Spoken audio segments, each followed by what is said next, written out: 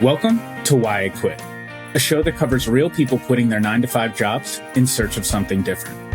Listen to inspiring conversations where we dive deep into the stories of why people quit their jobs, what were the hardest parts, where are they now, and any advice for people following the same path.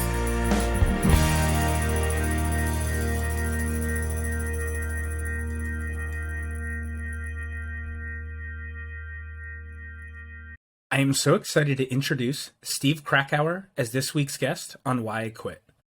Listen as Steve discusses how he took everything he learned from his first full-time job to quit and start his own digital marketing agency.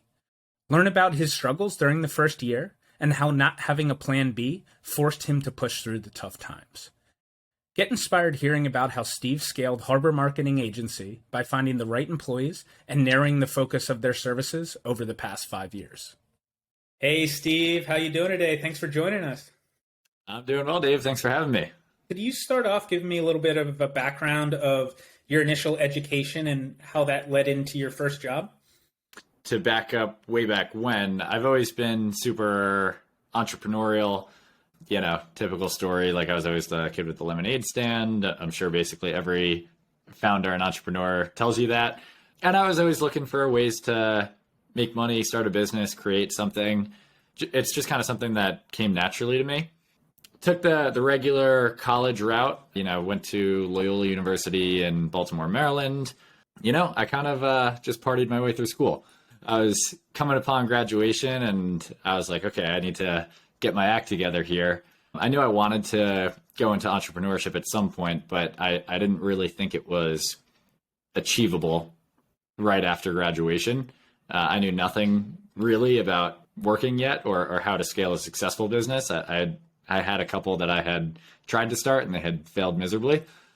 So I started applying to jobs and I actually got a job at a subscription box company called Hunt a Killer.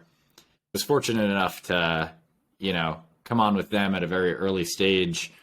And it was really the perfect opportunity for me right out of college because it was a startup. Took a marketing coordinator position, and the founder of Hunt a Killer, Ryan Hogan, is just an absolute beast of an entrepreneur. And so I got to work directly with him and, learn from him and kind of see what real entrepreneurship and hustle looks like. And tell me a little bit about that first job in terms of, kind of your expectations going in of what you thought it was going to be versus kind of the experiences of, the day-to-day and the work style and everything like that. I guess I don't really remember what I expected going in because it was my first job. It was just total startup culture, like a figure it out mentality. There was no red tape. It was like whatever, had to get done to just hit our marks and achieve our goals. We had to find a way to get it done. And the first couple months I was working there, I was literally like, we didn't have a proper office space. So I was set up with a white fold out table and a bar stool. And that was like my desk setup. And the table was like a lot lower than the bar stool was. So like the table stopped at like my knee level. So I would like crouch down and have to work on my laptop. And so those were the early days of Hunt a Killer. But we grew really, really quickly. And so, within the year and a half that I was there, we went from that setup to full office space, full warehouse. The team grew by like 10x while I was there. And so that was a really valuable experience because I kind of got to taste, the real like hardcore startup mode of the business, but also see the growth into, a more organized, structured company with more like middle managers and, executives and implementers. And so I think looking back for me as a 21, 22-year-old at the time, that was actually extremely valuable to get a taste of every piece of the growth from startup mode to more established. And that's kind of helped me to navigate how I've scaled my company today. I know you mentioned that you were always entrepreneurial. Was there a specific moment when you knew that it was time to, start looking down that path? So going into that job, I told our CEO, Ryan, and I was like, hey, just so you know, I'm really into entrepreneurship and I'm probably going to leave to start a company at some point. And, kudos to him. He was like, hey, that's fine. Why don't you start here and we'll see how it goes. And then we'll cross that bridge when we come to it. that gave me the freedom to actually start a side hustle on the side where I just started, running Facebook ads for people. It was really just kind of a freelancing gig, just to make some extra cash. When I finally decided to go full time with it, I think I saw a Gary Vaynerchuk video where he was basically saying like, you can quit your job and start your side hustle or pursue entrepreneurship and, basically fall flat on your face for 10 years straight and wake up and still only be 31. And so I was like, when you put it that way, it's like everybody makes failure out to be like this huge, massive thing. Like, oh no, I started a company and I failed. Like that's the worst thing that could possibly happen. And it's like, if you zoom out a little bit and you just look at it like, okay, I'm going to start this company. I'm going to take a risk. If I fail, fine, I'll bounce back and try again. And I can do that for 10 years. And I basically have this 10-year runway of just trying things and it'll all be okay. And I know, granted, everyone's situation is different. Like I'm very lucky to be able to have people to fall back on and take those risks. But yeah, that was basically my mentality at the time. And that's why I decided to just take the leap. And tell me about the process of taking that leap. Did you have an exit plan or, was it just one day you were like, now's the time and I'm just going to see if it works or not? Looking back, I think this was one of the reasons that I was able to get Harbor Marketing Agency off the ground was because I had no plan B. I quit Hunt a Killer and I started working on Harbor Marketing Agency full time. And it was a lot harder than I thought it would be. In my head, I remember thinking like, oh, once I can do this full time, like I'm going to, get clients super easily and, I'll be making, so much money every single month and life is going to be awesome. And that is like the exact opposite of what happened. The reality was I quit Hunt a Killer, quickly learned that I had no idea how to scale an agency. I had no idea how to sell anything to anyone. I knew online marketing from working at Hunt a Killer. Every other piece of the business I was a total newbie on. And so, I was going into businesses in Baltimore and cold pitching them and like dropping off my business card and getting like laughed out of stores and couldn't land clients. I quickly blew through all the money in my savings account. There was a point where I had negative $238 in my checking account, $0 in savings, and $11,000 in credit card debt. And I think the only reason that I was able to push through that time is just because I was like, I have no plan B and I want to do much bigger things in my life than start a marketing agency. And so if I quit this, then that means that I'm also quitting all of the other things that I want to do in the future. Because by quitting this, I'm proving to myself that I'm incapable of achieving this smaller goal that I'm trying to accomplish. So how am I ever going to achieve those larger goals? And so, I think for me, like, if I had quit, like I had always thought of myself deep down as someone who is an entrepreneur, and quitting on this journey for me would have meant that I would have had basically an identity crisis because I would have had to rethink how I defined myself as a person. So there was like no plan B at all. I was like, I'm making this work no matter what.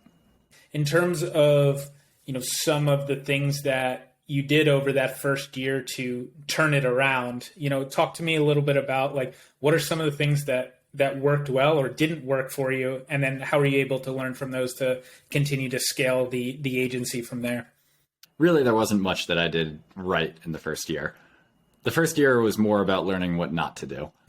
And so I think the thing that kind of saved Harbor Marketing Agency was I joined a mastermind group. And throughout the entire first year, I was trying to go at it alone.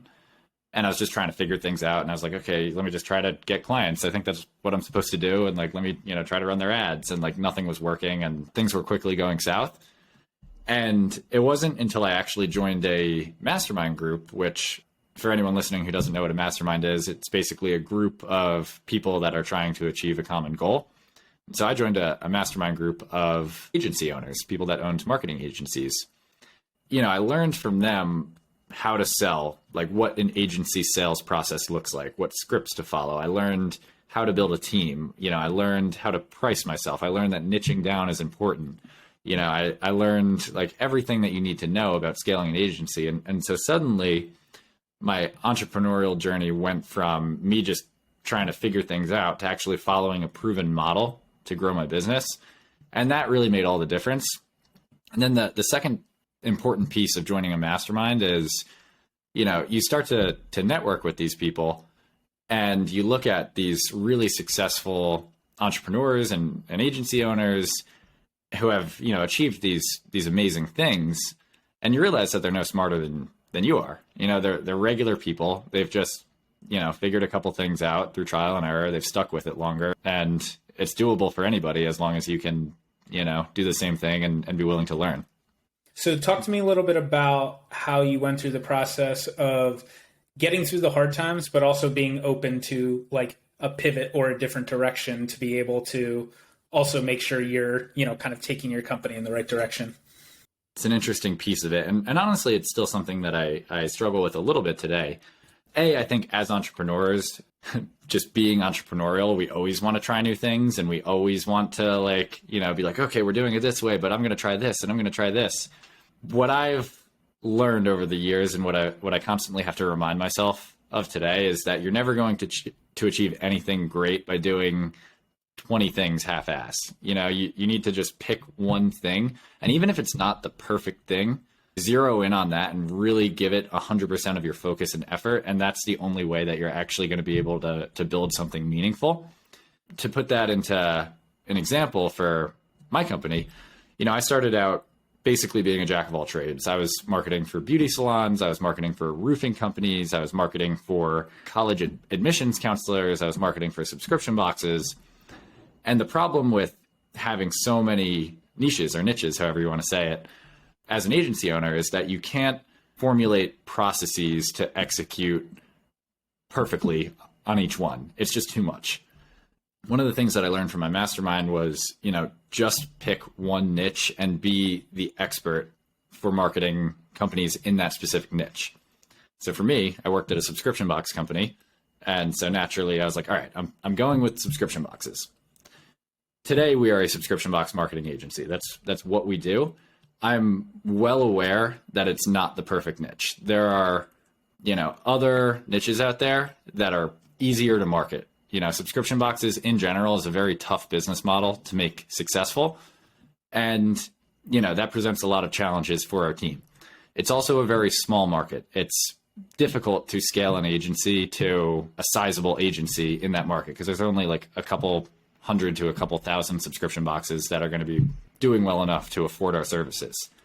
That said, I've had more success just focusing on that one niche than going too wide with my focus. And so, while I'm aware that the grass is probably greener on the other side and it's not the perfect niche, I'm just putting the blinders on, staying tunnel vision, and just staying focused on that thing. And that is what has yielded the most success for us. So talk to me a little bit about the transition of you going from a one-person agency to starting a build a team under you. Building a team is basically the most important part of building an agency. You have to build a really good team. Your team is essentially the product that you're selling to your clients. For me, the first big shift was getting my pricing right, because beforehand, I was pricing myself as a freelancer, essentially selling my time to the clients. And in order to scale an agency, you need to charge more. You need to price yourself accordingly so that you have room to pay your team and, pay all your overhead costs and everything else, and then still have some profit at the end of the day. And so the first step was just raising my prices and getting comfortable pitching higher prices to clients on sales calls. And so there's a lot of internal beliefs that need to be worked out. You need to believe that you're valuable enough to charge those prices. And then from there, I had to learn a hiring process and, how to vet out the unqualified candidates, how to find the ones that are truly a good fit. And that was such a trial and error process of hiring people, it not working out, things blowing up with clients, and then being like, okay, I'm not doing that again. And then, finding the right team. What I did to get started was I started charging more, and then I would hire contractors and pay a bit more to those contractors per account. But I knew that they had experience and that they would do the job well. And if I lost a client, I could just get rid of the contractor, and it wouldn't be like I had this person on payroll. So I did that until we were large enough for it to make sense for me to hire someone internally, where the cost of hiring that person internally would be less than the cost I was paying to the contractors. And that was basically how I started with my initial team members. Got fortunate, enough to hire the right people, some of whom are still with us today. And then as you start to bring more and more people onto your team, culture starts to become a real thing. It's no longer just like this ragtag group of marketers that you found online. And it's like, okay, like we have something here. This is a real organization. And so the way I kind of look at culture is it's an extension of myself. And, I want to bring people on who, I don't want to say think the same way that I do, because at the same time, like diversity is important and you want to have a diverse set of ideas. But I think having a similar set of values in your culture is really, really important. As we grew and built our team, the next challenge was, defining what those values are, like what is important to us and what are going to be the guiding principles for how we operate our company, regardless of who is on our team. And then I think if you can, extrapolate that into your hiring framework, then that allows you to be a little bit more decisive in your hiring process and actually understand who is the best fit to bring onto your team. So that's kind of the point that we're at right now. And then we're figuring it out from there. So talk to me a little bit about how you've handled the shift in the work week and like, where do you see that going as a whole for your company and then maybe just the industry in general? We've always been remote, even before COVID. We have employees all around the US right now. So I think we're in like 8 to 10 states right now. So we've always been remote and always will be. And I think it makes sense. If you hire people that you trust, give them the flexibility to have a doctor's appointment in the middle of the day or go take their dog for a walk or like pick up their kid from daycare. Like, I don't care as long as the work is getting done and, you're not missing deadlines or anything like that. Doesn't matter to me if you work 8 hours a day or 2 hours a day. All I care about is, the clients are happy and, we're growing as a company and you're not missing deadlines. I think there are good things that can happen from being in office, just having like proximity to one another and being able to like brainstorm on the fly and like walk up to someone's desk. Yes, that can be a good thing, but is the trade-off worth it for giving people the flexibility and kind of like work-life balance that everybody loves so much? I don't know. Probably not in my eyes. I want to switch a little bit and talk about a little bit more on the personal side in terms of, when you're growing the business, what were some of your goals in terms of work-life balance and growing the business at the same time? I know that a lot of times that can be a struggle for founders. And so talk to me about what that looked like in the beginning for you, and has that changed at all over the years as you've scaled as well? Yeah, it's interesting. I've kind of gone back and forth on this. I think, when I first started Harbor and went full-time with it, work-life balance was what I was after. And I was like, oh, I'm going to be able to work from anywhere. And, I'm like, I want to travel a lot. And like, I just want to like get a couple clients and, just enjoy my life and like make a lot of money. What I found was that by trying to live the work-life balance life, I was not making as much money because I wasn't working as hard. Hustling really hard is what got me to the point of being able to build a team. And then I started, kind of like instilling those values of work-life balance with my team, because I want my team to have a flexible culture and I want them to enjoy their lives. And so that is one thing where I think like my team and I kind of differ a little bit, where like I personally look at it for myself as like work-life balance is not really an option right now because I want to make it an option for my team, if that makes sense. Now it's an interesting thing where I feel like I'm at a point in the company where I have stopped chasing work-life balance so much, and I've just kind of accepted the fact that like, hey, this is my role. I have to work really hard if I want this company to grow. And by not like chasing it so much, I don't miss it as much. And I've started to enjoy my role more. So I'm right now, at least, I'm kind of just enjoying like hustling and working a lot and just growing the company. That said, that's not how the rest of the company operates. Like everyone's off at 5, and again, it's remote, it's flexible. We have like no meetings on Fridays, so everybody can just start their weekends early. But I think for me right now, I'm kind of just enjoying like hustling and just doing my thing, and it's fun for me. So why would I stop? Do you have specific things that, help you disconnect or turn off from work? So I do have a pretty intense routine. And, I'll preface this with like, I'm not like a a maniac. Like, it's not like I'm working 24/7. I definitely do take time off. And like, generally speaking, I'm not working that hard on the weekends. But I do have a pretty intense routine, which is, kind of laughable, but it works for me. I found that one of the things that helps me to just stay on top of things is just waking up really early. So I try to wake up, at like 4:30 or 5 on weekdays. And then I'll try to do like 6 to 6:30 on weekends just to kind of like stay on the schedule. And then every morning, I'll spend an hour reading just to make sure that I learn something new. Meditation has really helped for me. I used to have crazy high stress levels while I was starting Harbor. And as a 24-year-old, I was actually admitted to the emergency room for high blood pressure. My blood pressure was like 225 over like 160 or something crazy like that. And then I started meditating and just got my blood pressure checked recently. And it's like at totally healthy levels now. And I just feel much less stressed throughout the day. That has been one thing where it's not so much about like unplugging per se, but more so adopting habits that manage the need for me to unplug. And so meditation has been one of those things. Exercise, working out has been big. I always do that right after I meditate. And so like, that's kind of my whole morning routine. And then I do a cold shower after that. And so that's a whole nother slew of issues. It's a pretty intense morning routine. But that said, I'll work until like anywhere between 5:30 to 7:30 most nights. So it's not that long. At night, I unplug. I spend time with my fiance and we just kind of hang out and I don't think about work. Talk to me a little bit about over the next 3 to 5 years with the agency or other stuff. What are you most excited about? And, what do you want to get into? Right now, my main focus is just continuing to do more of what we're doing. So just continuing to bring on more clients, continuing to get better results for the clients that we have, and just continuing to grow this agency. Going back to the focus thing, like one of the mistakes that I made this last year was trying to start a second agency on top of the agency that I currently have. And it was a shit show. I just couldn't focus on it. It was just too many things at once. So now I'm just like, over the next 3 to 5 years, I'm just going to grow what I'm currently doing. I'm just going to be tunnel vision on that. And I think what's exciting about it is that the advertising landscape right now, like, there's a lot going on with Facebook ads and privacy issues and like Apple and, there's a whole slew of issues in the online advertising landscape right now.